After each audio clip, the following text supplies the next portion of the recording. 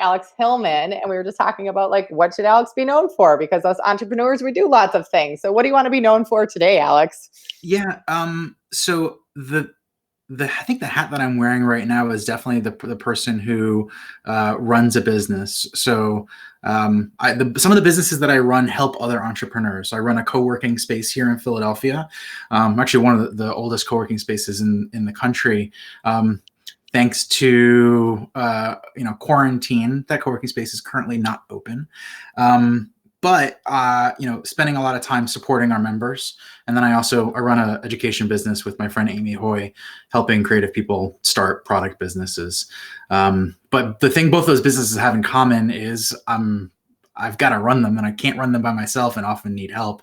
And so I was talking with Gina also about some of the folks that are sort of in our friend groups at Indie Hall. So our members already have businesses, but a lot of them have friends that haven't gone out and started their own business. People that are working in service industry jobs, or just jobs where they can't work from home, and so they're out of work, trying to find any way to help make ends meet, or even just stay busy. And we were talking about, is there a way to start connecting some of the solo entrepreneurs in our community, people like us, with people who maybe don't have the experience being an assistant or an admin or something like that, and say, what kinds of skills or opportunities do you need to go from being a barista or a bartender or something like that to be able to help a business person. And in that question, I was like, I know somebody who knows a whole lot about this. Let me ask Gina. And then she suggested we could come together and chat, together and with the community. And so I think that's how we ended up here. We're going to make this a win-win, mutually beneficial situation. Obviously, some of you that are tuning in from my community right now, you might not really know exactly how you're going to reposition those skills. You might be real new to 30 Days or Less, which is our flagship online course that teaches people how to reposition skills that they have into services that they can offer online, or how to learn some new ones. So I'm sure a lot of you identify with that. I know that there are people in our community that have been furloughed, and they're taking this time to really figure out what they want to be when they grow up, at least the next chapter of their life. One of the biggest lessons I feel like I've learned, I've been doing this online business thing for 6 years now. And before I started, I had this decade of career in financial services. And I started that career super young. And one of my hesitations to doing something different is I had made a commitment to the clients that I had taken on and to my family and all of the things. And so I thought that if I had changed careers, that I was going to be like a failure, and I was admitting defeat, and I had an ego problem is probably what it was, right? Sure. But that's the best news of this journey that I've been on, is what I started to become when I grew up at that next stage or the next chapter of my career life isn't what I'm doing right now. And so it's this beautiful journey that starts somewhere and it evolves over time. And then once you get more and more ingrained into this online business world, you just don't realize all of the opportunities that exist and how one action or relationship ends up leading you to that next thing, right? It's so different from, I think, the way we're at least told that careers are going to work, and honestly, the way that a lot of the traditional business world works.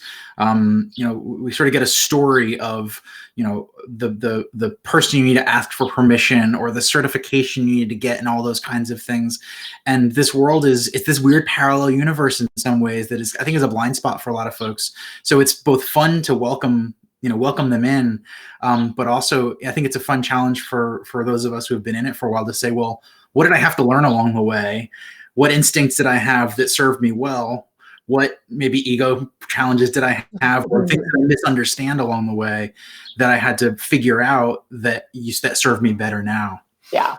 And I think that's 100% right. Is we've had to unpack kind of what were the perceptions that we had, and then the experiences that we had as a result. And that enables us to be able to lead and to teach and encourage, which is obviously playing to both of our strengths and skill sets and why we're here today.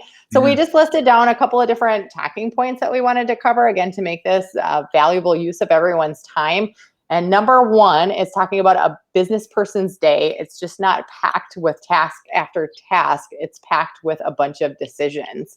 So tell me kind of what your thoughts were when you were writing down this note. What did you want to talk about? Yeah, I mean, part of this is the challenge is sometimes when I think about outsourcing my work or hiring an assistant or hiring a subcontractor to do something, there's two parts to it. There's I need someone with the skill to do a thing, but then there's also this like meta work, the cognitive work of figuring out what is the thing, what are all the things that depend on the thing, or basically like what how do I package it up to give it to somebody? Am I even Right. ready to package it up to give, like, do I even really know what it is? And so like it's a lot of work to figure out how to give work to somebody else. It And doesn't seem like that would be the case, however. right, But it yeah, is true. And I yeah, think that's what prevents a lot of really busy entrepreneurs from taking the step of delegating. yep, Because if they had it all packaged and they found the right person, that's like just a matchmaking situation. yep. But like you said, it's a little bit bigger than that, at least initially, when you're just getting into delegating and systematizing your work. It is. And then the other part of it is I'm not just doing work throughout the day, but I have to make decisions. And sometimes from the outside, that work is invisible because it's happening in my head. If I'm doing a good job, I'm communicating with my team or my customers or my clients, whatever it might be. But a lot of that stuff happens in my head, and it's still work and it's tiring. So by the time it comes to making, do I have to make another decision if I'm tired? What I hope for as a business owner when I'm looking to delegate is I want someone to come along and say, hey, I see you making a decision. Is there something I can do to make that decision easier for you? Which is a subtle difference from, hey, boss, what can I do? Right? Because when you come to me and say, hey, boss, Mm, what can I do? You've just given me another decision. I go, I got to go find work for you. Right. And so I think that learning how to spot someone making a decision and going, help me understand the decision you're making, and then say, you just described a thing. What if I took this one thing off your plate? And yes. now it's not a what's the thing I can do? It's would you like me to do this? Yes or no. And Yeah. yes or no's are so much easier to answer than a complex question. Even though what can I do doesn't seem like a complex question, it is. Right. Yeah, I think that's important. So if you're tuning in and you have clients or you're looking to build your client roster, it applies to both scenarios. So if you're prospecting for a new business, you're trying to land that new business owner as a client, then that's why we talk in the material about informational interviewing and talking about pain points and kind of learning about that business owner and learning about the tasks that they're doing on a daily basis, and that would tie into those decisions and that decision fatigue as well. And then for your current clients, you know what you're doing for them already. You're starting to learn more and more and more about their business. So my favorite way to land new work is to ask existing clients for more work.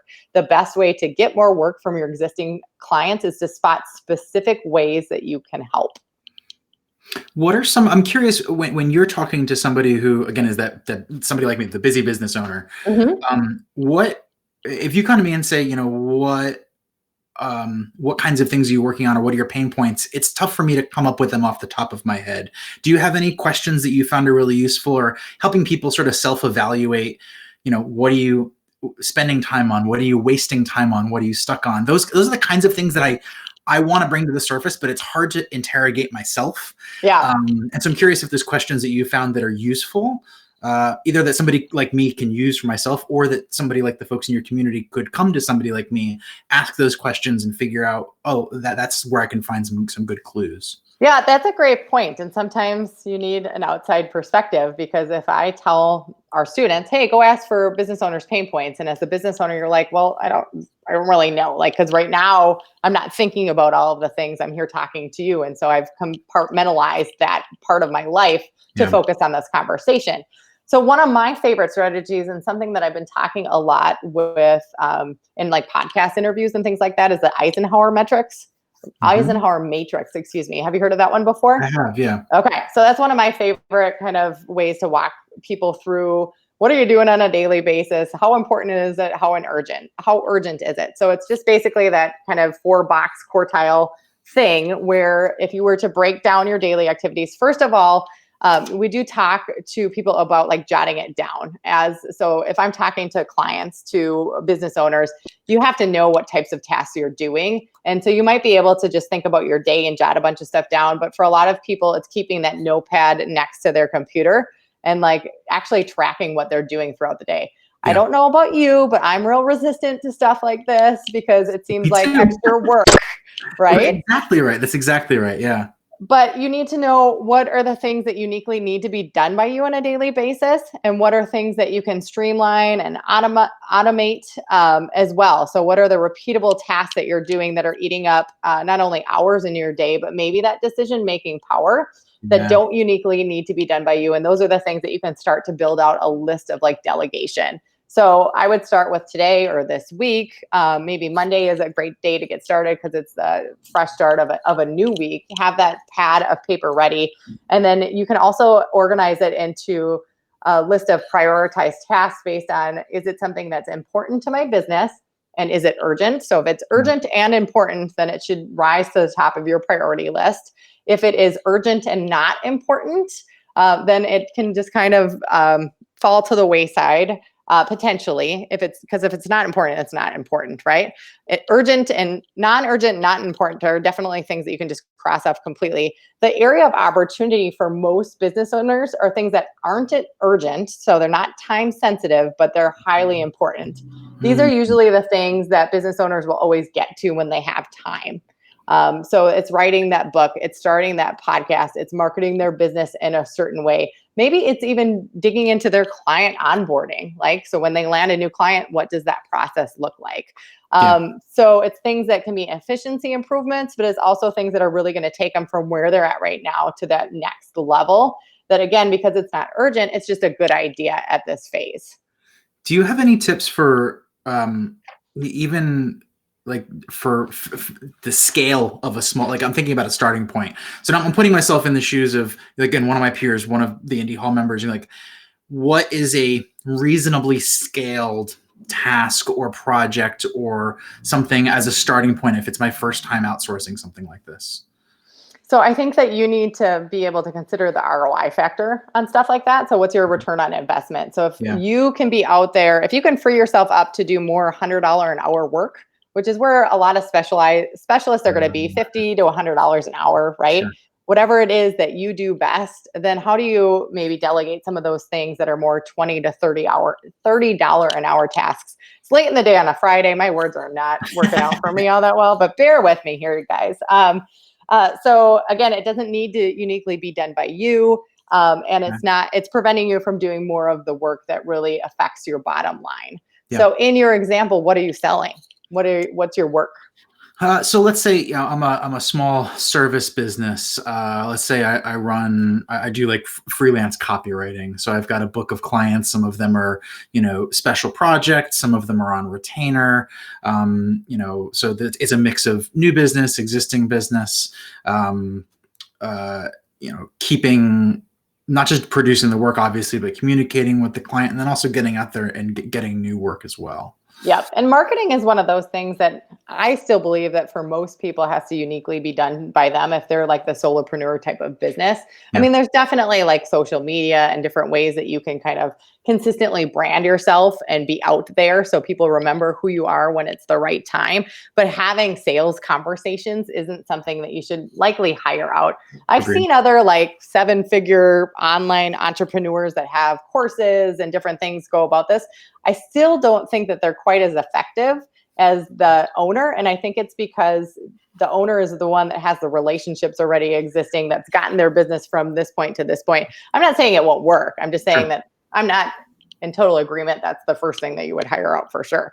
So I would think about, okay, what does it take to run your business as a freelance copywriter, right? There's definitely the marketing piece. So there's potentially some social media stuff that you can delegate out. There could be invoicing stuff or putting together proposals.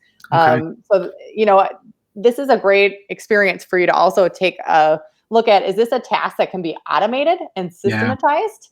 Or Or is it even something that needs that whole human touch? or even like template. I mean, processing invoices and proposals is an example of something where if you do it bespoke every time, you're wasting a lot of time. So Yep. stage one might even be, can you turn this into a template that's 90% of the way there? Mm-hmm. And then, okay, that makes sense. Yeah. Do you have any other business?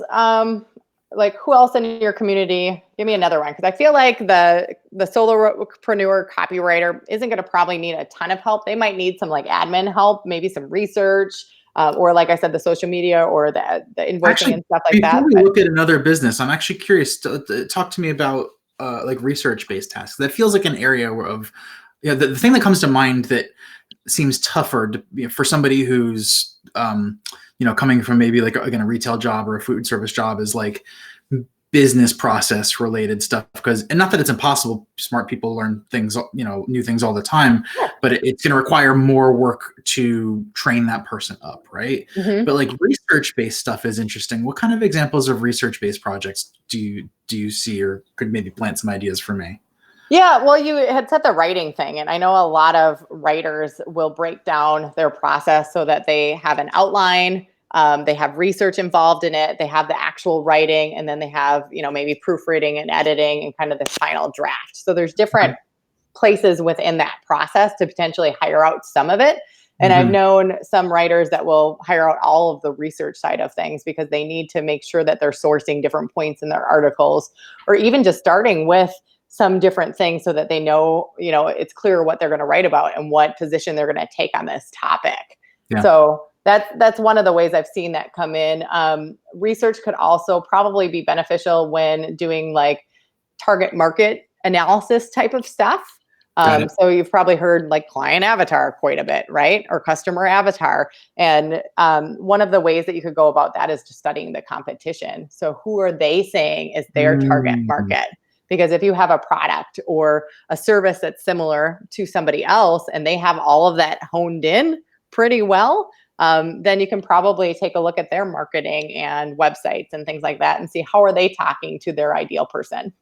You just reminded me, and I wish I could remember where this memory is coming from, but the idea of, and it ties back to the decision making thing before too, where if I'm looking to maybe add a new product, not a new product, but like to buy a piece of software to do a certain thing in my business, I could have somebody go and like research the landscape of those tools, bring me back some of the way they describe themselves, compare them, basically make it easy for me to be like, Mm-hmm. between these top three options, here are each one's pros and cons. And now you're Yes. making it easy for me to say, yes, it's going to be that one, rather than me having to spend a couple of hours reading through all the documentation, seeing what, this has this feature, but this one doesn't have this other feature. Those are, whether it's products or services or things that I need as a business owner to run my business, that seems like a great opportunity to hand that off to somebody else. Yeah, and consider things that are also like new to you. So new things that you need to learn, which could be what types of software exist to solve my problem, but it also could be like for me, I paid somebody to research trademarking for me because it sounded hella boring. Yeah. Yeah. But I knew that it was something that I should probably be considering for our business. And I didn't want to go and do all the research myself. I wanted somebody else to at least take a stab at it first. So I knew what intelligent questions to ask or what other resources I needed to pull in the mix in order to make that educated decision of the next step. That's kind of a light bulb moment for me. I think that's a big one that I think that stretches across lots of business categories. Like almost regardless of the kind of business that it is, there's always something new to be learning. And the tricky part is like, in some cases, that's my favorite thing to do. So it's the last thing I would think to outsource, but it is also very time consuming. Mm-hmm. And to your point before of something that, $20 an hour, $30 an hour versus my $100+ an hour rate, like me spending 3 hours finding the perfect anything is a really, really bad use of my time. Right. Choosing between three that have been researched for me though. That takes you what, like 5 minutes to make a decision? Yeah. Oh, that's big. I like that a Yeah, lot. and for the people that are tuning in and are looking to offer unique services, so look at that trademarking example. So you've just researched that entire process, like you feel really good that you have a handle on it. And by the way, you got paid to research that. Guess what you can do? You can offer a service of telling people, How to do that. here's the process of going through the trademarking process. Here's what I can help you to do. I can ask you all these specific questions because this is what they're going to need to know in order for you to start the process. I'm going to tell you where to go, how much it costs, X, Y, and Z. That's cool. Yeah. I feel like a bunch of things just kind of clicked into place. I was like, oh, there's a whole category I was kind of ignoring it. And again, part of it's because it's stuff that I like to do, which is definitely like, again, from a delegation perspective, the last thing I would think to delegate. But if I'm looking at it from an ROI and value perspective, I got to break the things I like down into things that make sense for me to still be the one doing. Yeah. Well, it sounds like you just like too many things, which I guess Um, is a problem, but not the worst problem. isn't that what being an entrepreneur is? I like doing new things. Right. So we have some people tuning in, and somebody said that their client is starting a business and assigned me to certain topics to research for her. It's been super helpful for her. So just chiming in that this is definitely a service. And honestly, if you have a good command of the computer and the internet, like research isn't as hard as you think. It could definitely be like a starter task. I would say some things to look out for is if you're not used to like utilizing Google, right? If you type something into the search bar, the first several responses that you're going to get are all going to be ads. And if you don't pay very close attention, you miss that. You just think, oh, well, I'm going to see what comes to the top of the search results. Well, when people are paying to promote things, it doesn't mean that it's the best answer to whatever your question is. So make sure to go past the ads part as you're just starting the very initial stages of your research. That's a really good tip. I'm curious what other like not obvious if you've been doing it for a while kinds of things for somebody who's coming in. Again, I'm thinking about that barista bartender who's going to be working with a business owner. What are like other common, like I'm thinking like one or two other really common things people will either overlook or miss if it's their first time doing it? Oh, I think when it comes to like prospect and client communication, one of the things that I see personally happen a lot is that people don't represent themselves as professionally as they maybe should online. And it doesn't mean that you need to remove your personality from the equation. I am a huge fan of personality. If you see any of our like images and the photo shoots that I do and stuff like that, it's all like jazz hands and excitement, right? And then there's a reason for that because I want to like stick out, but it's not me in like a bikini with jazz hands or drinking a beer or anything like that. It's very like appropriate. Yet I like to set myself apart from kind of the everyday experience of headshots, for example. But that also goes into just making sure that you're using punctuation in emails. For example, that's something that people are used to like texting all the time, right? Yeah. And IMing, and they don't always end their sentences with a period or use appropriate commas or, you know what is great? Oh, here's the best tip. Never type somebody this long wall of text. You need to format stuff and you need to also reread it to see, is all of the information in this email helpful? Because sometimes we like to express ourselves a little too much instead of, like get your thoughts out on paper, totally fine. But then figure out like, how do you say it as succinctly as possible? So as short of an email as possible with also conveying the information, the details that are necessary for you to have whatever back and forth communication that you need. So communication to me, and that's kind of how we got started talking about things, is so important. Yeah. But it's not like that hard of a nut to crack. You just have to realize that, you need to be friendly and personable. Please realize that when you're emailing, especially anything text-based, doesn't have any kind of context with nonverbal cues or any of that kind of stuff. So you have to really make sure that your point is coming across.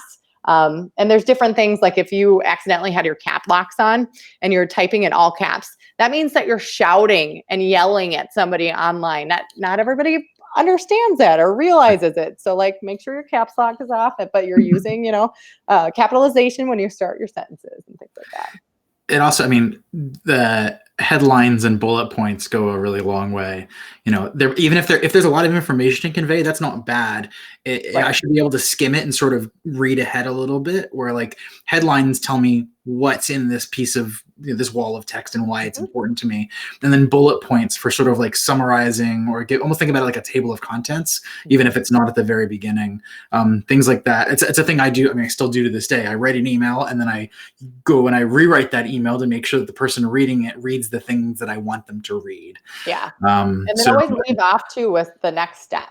So it's almost like a call to action when you're like prospecting and stuff like that. But like, what should they do as a result of that? Is it pretty clear what you need from them if you're in a client relationship and you need something from them in order to do your job and to keep moving in this process to deliver your project on time or whatever? Like, make sure that that's pretty clear. Or do you need to hop on a call? How do you make it as easy as possible on your client? Do you one of the things that we've been playing with a bunch as a team. I have a very small team with the co-working space in particular, but we've been using things like Loom for screencasts to be able to jump on something that might take me 10 minutes to write down. I can open Loom, just talk at the screen and show exactly what I'm talking about or thinking in 30 seconds is a massive time saver. But also, to your point, that like text doesn't always convey everything. Mm-hmm. That video process has been super helpful. So now going in this conversation, I'm thinking about how I'd probably prefer Loom or something like it as my main communication tool with someone who's helping out, because it's higher fidelity, like there's more detail, more clarity, Yeah. more context and nuance. So if it also lets me like say when I'm happy with their work and also when I'm frustrated with their work in a way that isn't misread. Like I can Right. show how happy or how frustrated I am and guide them in the right direction. Yeah, Loom is great for training as well. So when somebody is learning to do something for the first time, like you said, you're just doing it anyways because you haven't gotten to delegate it yet. So why not record yourself as you're doing it? Loom is a free extension for Google Chrome. And then that person that you're delegating the task to, or if you're on the receiving end and you're the person doing the task, you can watch that over and over again if you need to, because especially if like I trained my sister recently to do affiliate payouts. And so you record this Loom, and finances, money, kind of a big deal, right? So you want to make sure that you get that one right. And so you can pause the video when you get to certain steps and just make sure that you're uploading the right mass payment file from PayPal or whatever the case may be. And then on our end, we like to train people to take that a step further. So taking that Loom video, because not everything is evergreen, parts of the process can change. And then you can go ahead and make that into an SOP, a standard operating procedure. That's gonna, again, just make you look super helpful, super invested in the client's business. And the other reason that I like developing SOPs for clients, this is totally a value add and a go above and beyond moment. By the way, this isn't something that the average person would do. But at the same time, maybe you'll get promoted by them. And so that you can Mm. easily train in your replacement that's taking over whatever you were doing for that client. Maybe you guys needed to part ways because, hey, they weren't a good fit for you, or you needed to, you were asking for a raise and they couldn't afford it. And so you just found a client that could pay you more for what it is that you were doing and the value that you brought to the table. Like, don't burn bridges, like leave clients in a better place than when you met them. I'm a big proponent of that for sure. And then I was just watching, I'm a fan of Neville Medhora. I don't know if you know of him from the copywriting course. No. They're both with K's. We've done consulting with him and I know him a little bit personally, but he just wrote an email today that had him writing out a blog post. And I guess Google Docs has a feature that you can record your voice and it'll talk to text, whatever I'm trying to say. Like a dictation. So he gets typing, he's dictating the Yep, post. but it's within Google Docs. So the Google Tool Suite, for anybody that's breaking into online business and you were in, like you said, maybe the service economy, kind of in person doing stuff. Google Tool Suite is the Google suite of products. So if you have a Gmail account, then you have access to this entire free suite of products, which includes things like Google Docs, Google Sheets, PowerPoint, all of these kind of Microsoft components or Mac components, but in this editable cloud-based format that I'm just in love with. But obviously there's all these features that I'm not even using, Right. which I feel like I would use that one. So I'm just glad that I came across it. I got like one more thing on my list before we maybe wind down for the day, since it is the end of the day on a Friday, and I don't want to cut into your happy hour too much, Gina. You might have read between the lines as someone who maybe a good example is the stuff that I should be delegating, but I like it too much. And I'm curious what advice you have for the folks in your community or ways you handle if you were to offer to do something and the client's like, no, it's cool, I'll do it myself. Is there a graceful way to push back and guide that work into your hands and out of the hands of the business owner? So I think it would be hard to do that with somebody that you haven't engaged in services with. So if it's a brand new, prospective client that hasn't hired you yet, I would probably back off. I would write a note to Sure. myself as a way to reflect and follow up in the future after we'd worked together for some time, but I wouldn't start with somebody brand new. Yeah. Instead, if it was a business owner I was already working with and had a relationship with, I would maybe challenge them based on what I knew about their business and their goals and how they should be spending their time.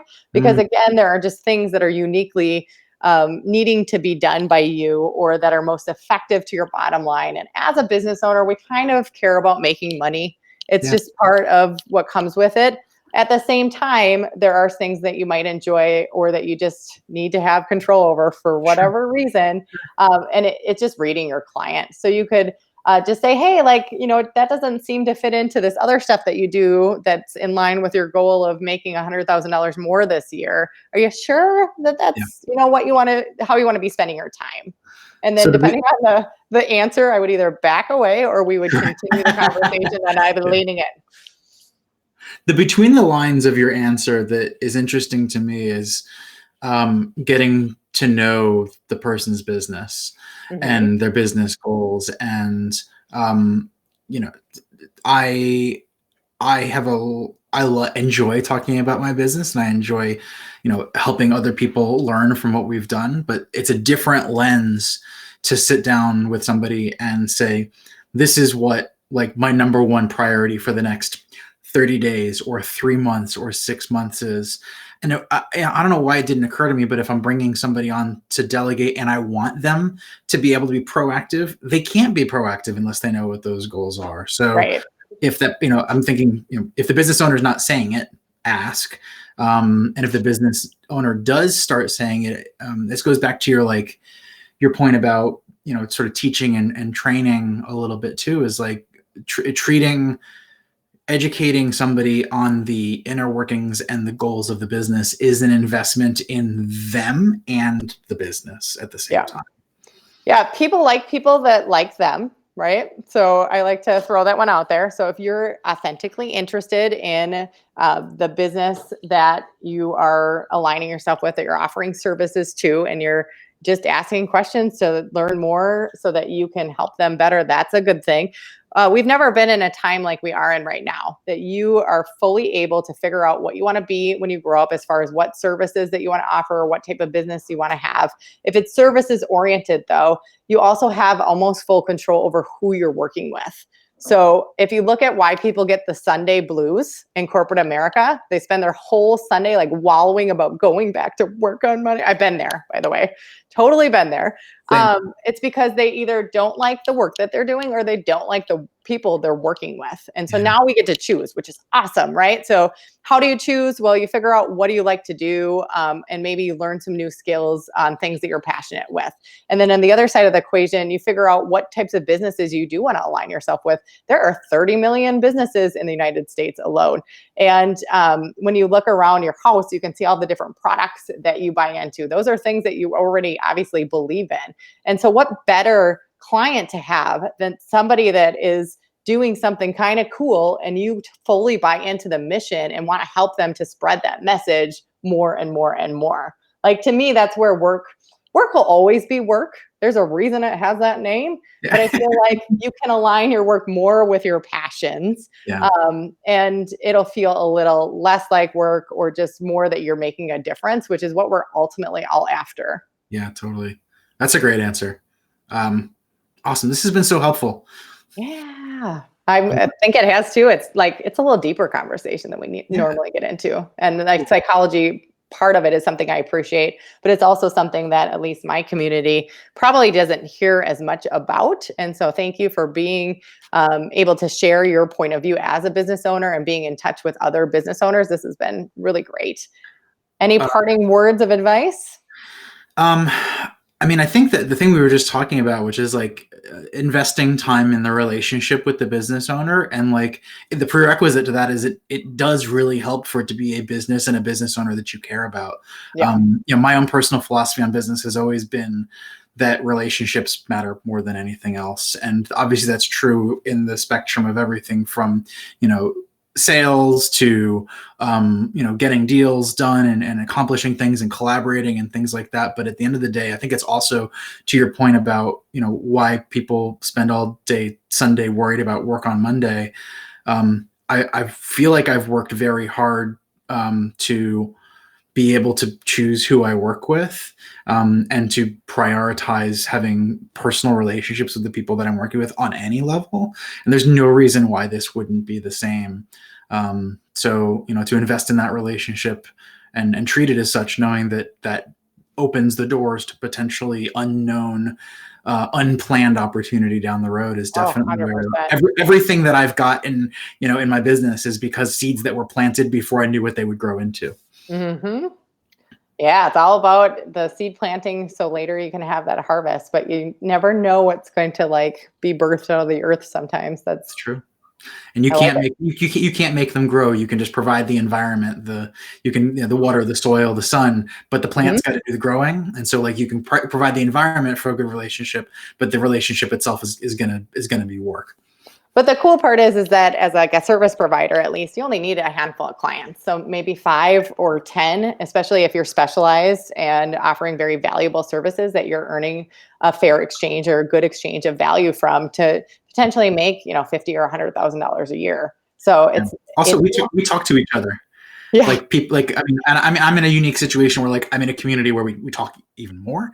But like I'm working with a management coach right now, and it's a new business for her. She's been amazing for me, and she's like, can you write a testimonial on it? Of course, I was quick to say yes, but I was also like, is it cool if with you if I talk about some of the stuff that we've talked about, because it's been, I mean, I'm willing to be vulnerable about it because it's been so valuable for me.